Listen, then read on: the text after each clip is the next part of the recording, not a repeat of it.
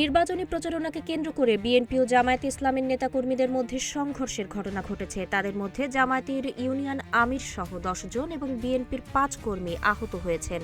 31 জানুয়ারি সকাল 8:30টার দিকে ভোলার বোরহানউদ্দিন উপজেলার টবগী ইউনিয়নের 7 নম্বর ওয়ার্ডের মুলাইপত্তন গ্রামের চৌকিদার বাড়িতে এই ঘটনা ঘটে। আহতদের স্থানীয় স্বাস্থ্য কমপ্লেক্সে ভর্তি করা হয়েছে। এছাড়া গুরুতর আহত জামায়াতের 2 জনকে ভোলা জেনারেল হাসপাতালে রেফার করা হয়েছে। তবে এই ঘটনায় একে অপরকে দুষছেন 2 দলের নেতাকর্মীরা। স্থানীয় লোকজন ও প্রত্যক্ষদর্শীরা জানান, শনিবার সকাল 8টার দিকে টবগী ইউনিয়নের 7 নং ওয়ার্ডে ইউনিয়ন জামায়াত ইসলামের আমির মাওলানা আব্দুল হালিমের নেতৃত্বে 20 থেকে 30 জন জামায়াত নেতাকর্মী ভোলা 2 আসনে জামায়াত ইসলামের প্রার্থী মাওলানা মুফতি ফজলুল করিমের দাড়িপাল্লা প্রতীকের পক্ষে নির্বাচনী প্রচারণা চালাচ্ছিল।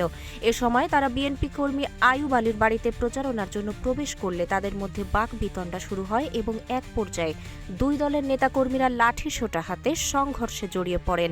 পরে খবর পেয়ে যৌথ বাহিনী ঘটনাস্থলে গিয়ে পরিস্থিতি নিয়ন্ত্রণে আনেন।